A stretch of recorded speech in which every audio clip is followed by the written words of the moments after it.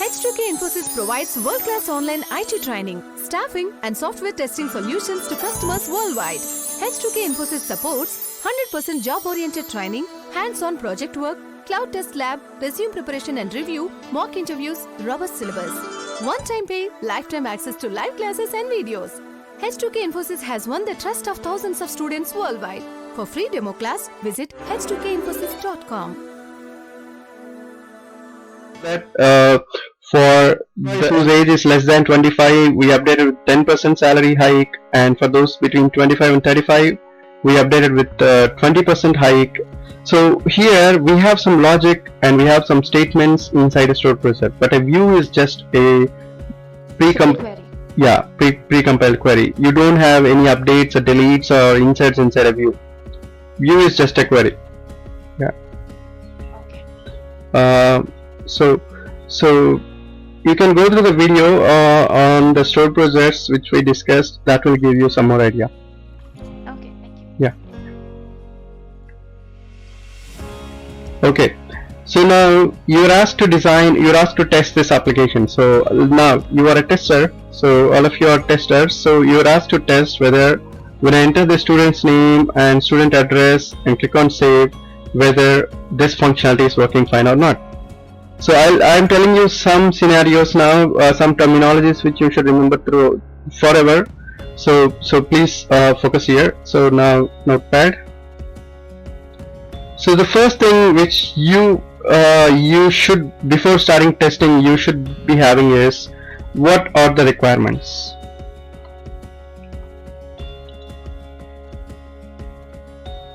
Okay, so as a tester you should be really good in requirements, otherwise you cannot do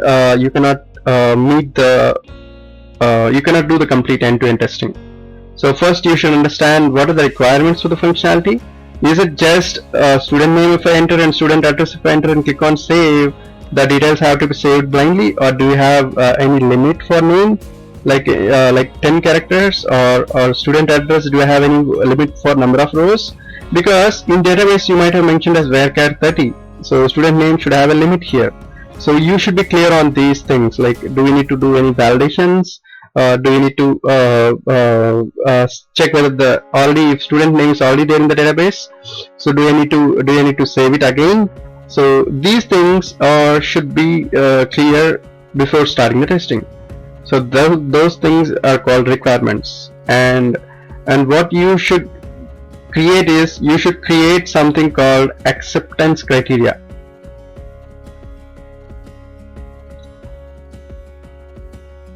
And you should tell this to developers. So normally in our project, wherever we are working, so requirements will be understood by the developers and testers, and based on that, testers will create test cases.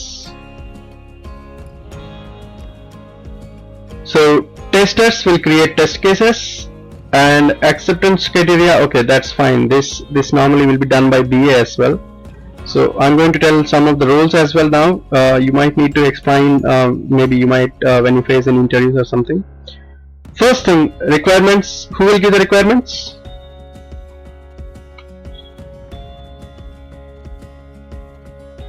BA or part owner. Okay. So now once you got the, what is BA? BA stands for business analyst. So business analyst or product owner will give the requirements, and acceptance criteria will be there, will be updated, like, okay, when I click on this, the details should be saved in database, or student age, student name should be 30 characters, or student address should be only 5 rows. So all these things are called acceptance criteria, which is extracted from the requirements. So the requirement, imagine if it's like a 2-3 paragraphs, BAs will try to extract the risk profit and then they will add it under acceptance criteria. And test cases, so obviously QAs or database testers should write the test cases. For all the functionality what is required, they have to write the test cases. And once the test cases normally they will do it in Excel sheet, or even people started using different tools like Jira.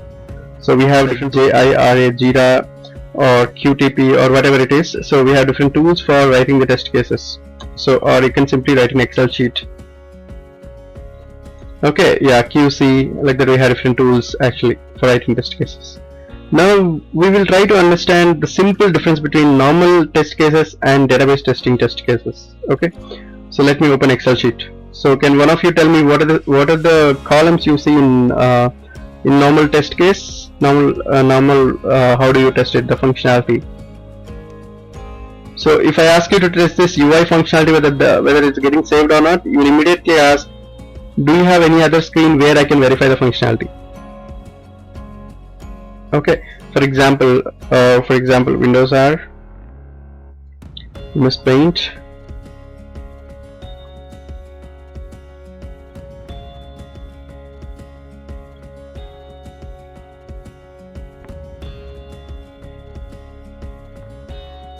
let me copy this,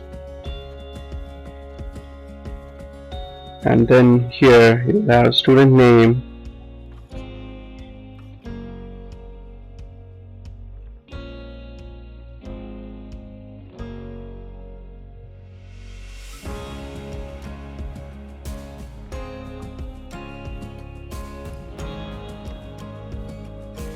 yeah, no, I'm not going to add anything there. I'm actually I'll click on search here.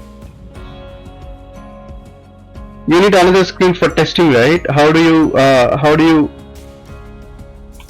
know that whatever you entered in the previous screen is working fine or not?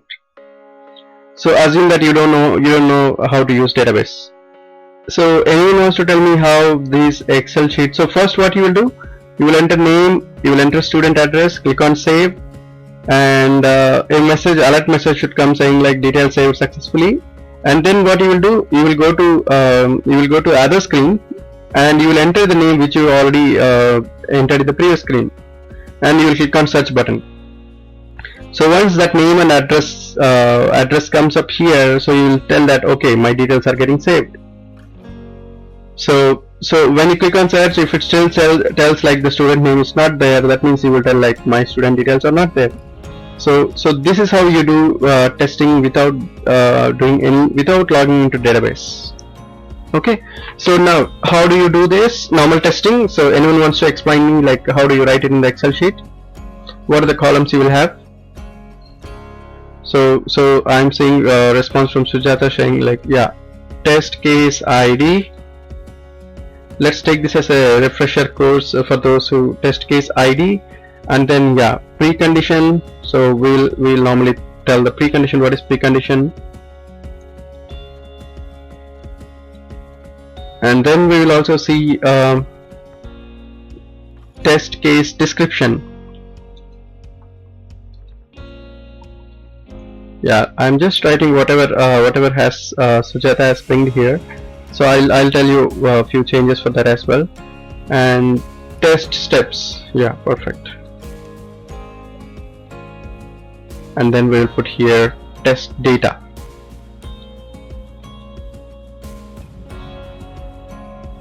And then expected result and actual result. And the last one is expected result, actual result, and pass or fail.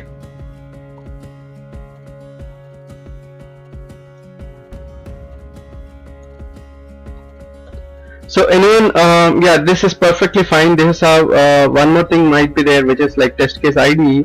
Adjacent to that, you might have something called, you might see something called test case name.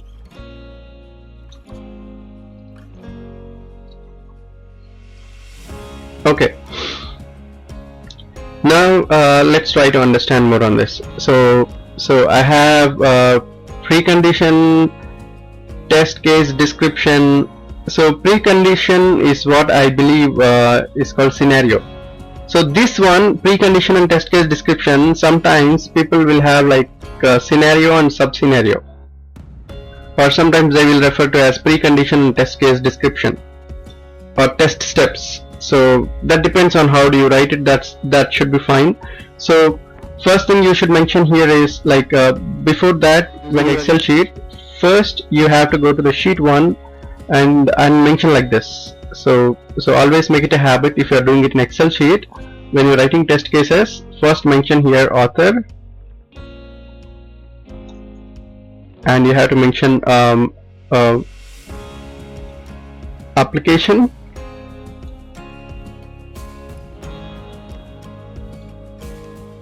date, comments. So application is anyway optional. I'll tell you exactly. So author, let's put this as comments, and then add date.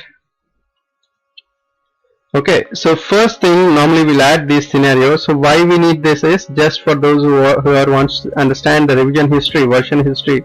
So you will have something called just mention like this, and then what you need to do is, so whatever I'm going to discuss tomorrow, one of you should quickly do a recap for 10 minutes. So please focus here, and then here I will have something called version number. So you will write something like this: match cells,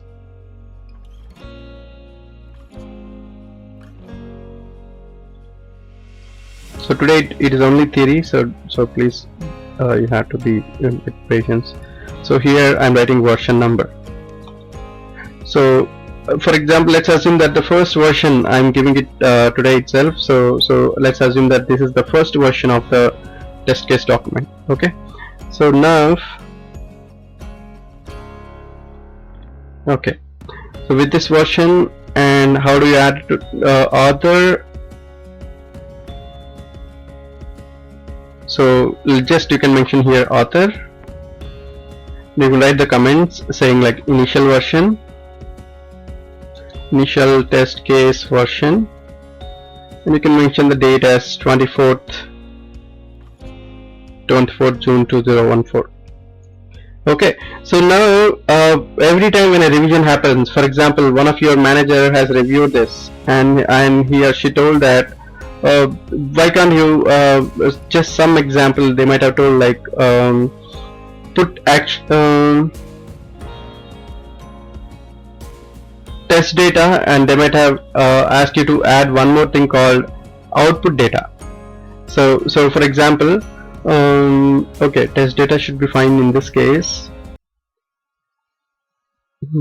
Any review comments, assume that you got it from your manager or you got it from someone who reviewed this, so you have to write here again when you are updating this, you have to write here Meghnad, and you have to write here implemented review comments, and immediately you have to change the version. If it's a small change or if it's a 2-3 points only changes, then just mention as 0.1 version. Or if it's a major change, you make some complete revamp of the design, then make it as 1.0. So depending on whether the change is major or whether the change is minor, you have to change the version number for your document. If the change is minor, just change after decimal 0.1, 0.2, 0.3 like that. If the change is trivial, very less, you can just even put 0.01, 0.02 like that. That depends on completely convenience and your standards, how you have to follow. But normally if it's a major change, you have to change the version from 0.2 to 1.0 or 1.2 to 2.0. Okay, so implemented the review comments provided by whatever it is, provided by Rajiv or some name, or let's take provided by Bharat. Okay, and then we'll mention when you have done that. So 24th June 14. Okay, so I got a question here. Please repeat the version number. So anyone wants to tell me the version number, how we name version number and how we revise version numbers? What I told just now, can one of you repeat for, I got from 2 students, want to repeat it?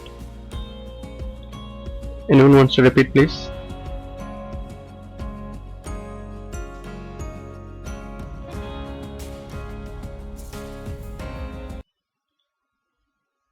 Anyone wants to repeat on the version number which I told just now?